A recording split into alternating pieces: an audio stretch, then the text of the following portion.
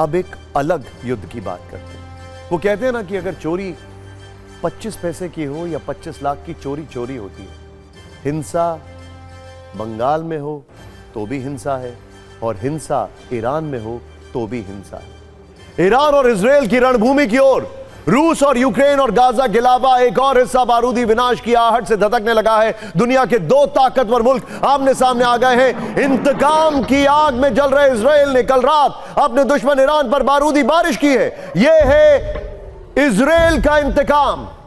पश्चिमी एशिया से धधक उठी युद्ध की इस आग ने तनाव का ट्रिगर दबा दिया है। आगे हालात कुछ भी हो सकते हैं। यह एक बड़े युद्ध में तब्दील हो सकता है, या फिर थोड़े थोड़े अंतराल पर इंतकाम वाले बारूदी एपिसोड रिलीज हो सकते हैं। सत्ता की इस कुंजी का कीवर्ड है इंतकाम। इजराइल का इंतकाम। कुछ भी हो सकता है। इजराइल ने ईरान में घुसकर हमला किया, ईरान के 9 ठिकानों को दहला दिया। इजराइल ने घातक मिसाइल और ड्रोन से ईरान के उन हिस्सों को निशाना बनाया जहां ईरान के मिलिट्री ठिकाने थे। पहले आपको इजराइल के हमलों की कुछ तस्वीरें दिखाते हैं, जिनसे आपको समझ आएगा कि हालात कितने तनावपूर्ण और चिंताजनक है। देखते जाइए आप। पहली तस्वीर में आप देख सकते हैं कि इजराइल के हमले के बाद कितना तेज धमाका हुआ है। सायरन के साथ ही पूरा इलाका मिसाइल अटैक से दहल गया। दूसरे वीडियो में इजराइल के हमले के बाद धुएं का गुबार कई फीट ऊपर तक उठता दिखाई दे रहा है। तीसरे वीडियो में बेहद विध्वंस है। इजराइल ने एक के बाद एक मिसाइल अटैक से ईरान को दहला दिया है। इजराइल के अटैक का चौथा वीडियो डरावना है। ईरान ने भी अपना एयर डिफेंस एक्टिव किया। इसके बाद आसमान बारूद विनाश से दहल उठा।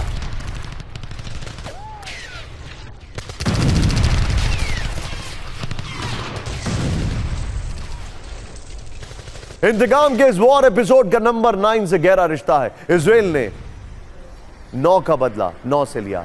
इजराइल ने अपनी वॉर स्ट्रैटेजी के तहत ईरान को उसी की जमीन पर, उसी के कार्डर्स पर काउंटर किया, यानी वहीं पर जहां से ईरान ने अटैक किया था। आखिर कैसे, इसे समझने की कोशिश करते हैं। 13 अप्रैल को आधी रात में ईरान ने इजराइल पर करीब 300 से ज्यादा मिसाइल्स और ड्रोन अटैक किए थे। ध्यान से देखते जाइएगा ये चार्ट।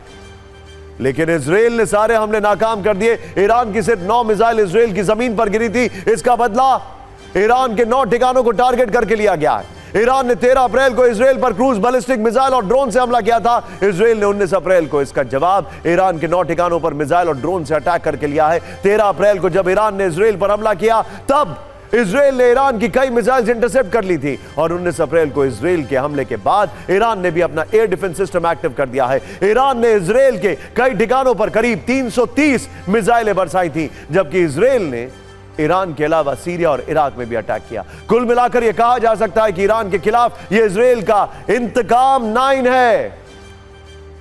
अब बिग वॉल पर आपको दिखाते हैं आखिर इजराइल ने ईरान में कहां कहां हमला किया। देखते हैं, ध्यान से देखिए। ये जो जगह मैं आपको दिखा रहा हूं, कहां कहां, देखते जाइए। Tehran, Fordow, Natanz, Kharg, Bushehr, Arak, ये वो इलाके हैं जहां जहां इजराइल ने अटैक किया है।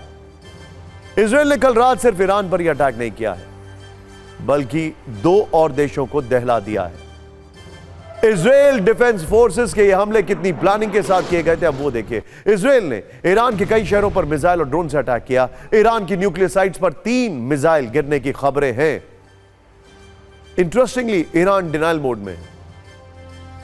इजराइल के अटैक के बाद ईरान ने एयर डिफेंस एक्टिव किया है। इजराइल ने ईरान के अलावा इराक की राजधानी बगदाद में भी एक बिल्डिंग को निशाना बनाकर स्ट्राइक की है। दावा किया जा रहा है कि इस बिल्डिंग में एक हाई लेवल मीटिंग चल रही थी। इस मीटिंग में ईरान समर्थित कई ग्रुप्स और इस्लामिक रेवोल्यूशनरी गार्ड कॉर्प्स यानी IRGC के सदस्य शामिल थे।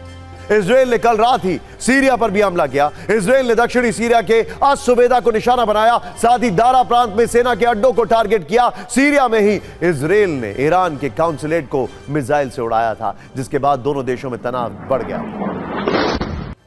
ध्यान से देखिए, ये इजराइल और ईरान के इंतकाम की लड़ाई है। सीरिया में काउंसुलेट को उड़ाने के बाद ईरान इंतकाम की आग में जल रहा था, तो वहीं बेंजामिन नेतन्याहू ईरान के हमले के लिए, बदले के लिए तड़प रहे थे। सिर्फ 6 दिन में ईरान पर जबरदस्त काउंटर अटैक करके नेतन्याहू ने अपना बदला ले लिया, जबकि आज अपना 85वां जन्मदिन मना रहे ईरान के सुप्रीम कमांडर सुप्रीम लीडर बल्कि खामेनेई की खुशियों में जहर घुल गया।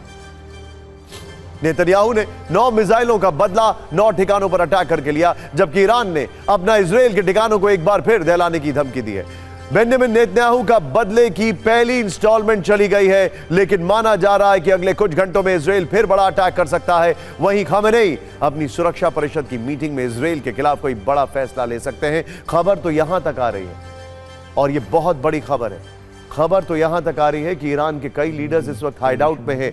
IRGC यानी ईरानी रेवोल्यूशनरी गार्ड कॉर्प्स के कई कमांडर इस वक्त हाइडआउट्स में बैठे हुए वहीं पर मीटिंग कर रहे हैं। बड़ी बात यह है कि आखिर ईरान अब क्या करेगा, उसके पास कौन कौन से ऐसे हथियार हैं जिनसे वो इजराइल को दहला सकता है।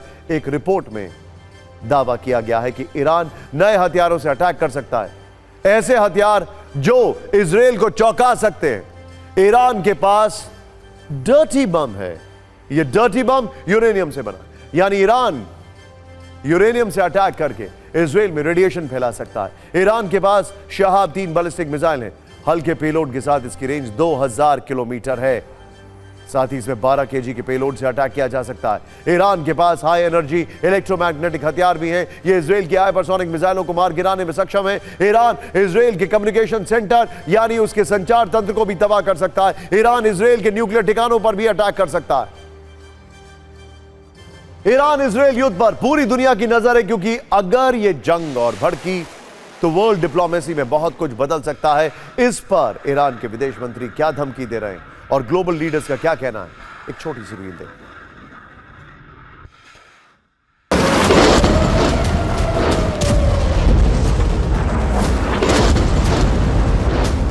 अगर हर गुने तहदीदी به اقدامی از سوی رژیم جعلی صهیونیستی علیه تأسیسات هسته‌ای کشور به وقوع بپیوندد، امکان مقابله مصر با استفاده از سلاح‌های پیشرفته وجود خواهد داشت.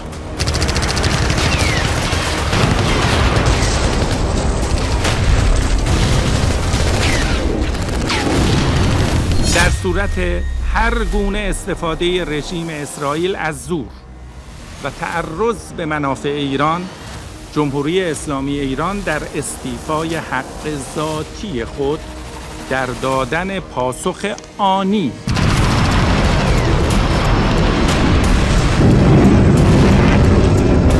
We're committed to Israel's security. We're also committed to de-escalating, to trying to bring this tension to a close. Israel absolutely has the right to self-defense, but as I said to Prime Minister Netanyahu when I spoke to him last week, and more generally, significant escalation is not in anyone's interest. What we want to see is calm heads prevail across the region. Israel के इस attack के बाद लोग ये जानना चाहते हैं international diplomacy में कि क्या ये अटैक लिमिटेड अटैक थे, नंबर 1। नंबर 2, क्या ये अटैक ईरान की तैयारी को टेस्ट करने के लिए थे। नंबर 3, जो सबसे इंपॉर्टेंट है, क्या इन अटैक्स के बाद अब इजराइल रुक जाएगा। इजराइल के इतने बड़े अटैक के बाद भी अब तक ये साफ नहीं हो पाया कि ईरान को कितना नुकसान हुआ है। इसे लेकर कहा जा रहा है कि इजराइल ने अपनी ताकत दिखाई भी है और ईरान को डरा रहा भी है। इजराइल ने रात करीब 12:30 बजे ईरान पर अटैक किया। ईरान ने उसे अपना एयर स्पेस बंद कर दिया।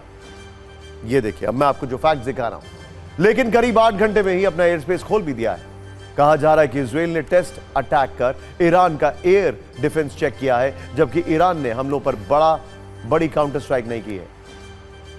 इजराइल ने 9 ठिकानों पर मिसाइल और ड्रोन से अटैक किया, जबकि ईरान ने सिर्फ कुछ उड़ानें रद्द की हैं और 8 उड़ानें डाइवर्ट की हैं। माना जा रहा है कि इजराइल ने ईरान के इंटेलिजेंस और रेडार क्षमता को चेक किया है, जबकि ईरान की तरफ से कहा जा रहा है कि अब अगर अटैक हुआ तो ईरान बारूदी जवाब देगा। बड़ी बात यह है कि इजराइल अगले कुछ घंटों में ईरान पर फिर से बड़ा अटैक कर सकता है, जबकि ईरान अपनी डिफेंस काउंसिल की मीटिंग में इजराइल को लेकर बड़ा फैसला ले सकता है। इस बीच खबर यह है कि ईरान बॉर्डर तक पहुंचने के लिए इजराइल अजरबैजान की मदद दे सकता है। आखिर यह कैसे होगा वो भी समझते हैं। और इंटरेस्टिंग बात क्या है, इंटरेस्टिंग बात यह है कि एक तरफ से अगर ईरान को घेरा है इजराइल ने, तो दूसरी तरफ से ईरान को घेरा जाएगा अजरबैजान से। अब ये कैसे होगा, आइए देखते हैं। ये फैक्ट्स आपके सामने। इजराइल और अजरबैजान के बीच सीक्रेट डील हो सकती है या हो चुकी है। इसके तहत अजरबैजान इजराइल को अपना एयर स्पेस इस्तेमाल करने की इजाजत दे सकता है या दे चुका है। इजराइल और अजरबैजान के बीच 3 बेस को लेकर चर्चा जारी है या चर्चा पूरी हो चुकी है।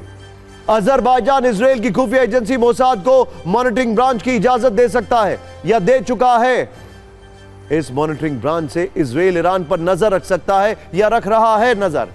इसके अलावा अजरबैजान इजराइल को ईरान पर डायरेक्ट अटैक के लिए एयरफील्ड भी दे सकता है या दे चुका है, क्योंकि जानकारी यह है अजरबैजान से ही वो ड्रोन उड़े थे जिन्होंने ईरान पर अटैक किया है। ऐसा कई सोशल मीडिया हैंडल्स पर वेस्टर्न इंटेलिजेंस के हवाले से खबर आ रही है।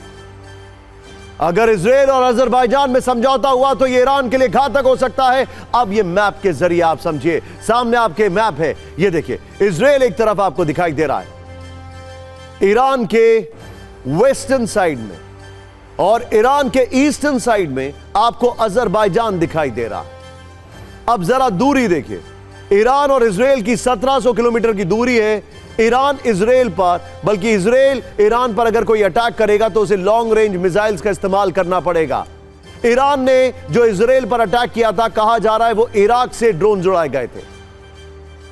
अब यहां पर इंटरेस्टिंग क्या है, ईरान पर सीधा हमला, हवाई सीमा क्षेत्र का उल्लंघन नहीं। अब यहां पर जो देखने वाली बात है वो है अगर अजरबैजान से अटैक किया जाता है तो वो ज्यादा सिंपल रहेगा।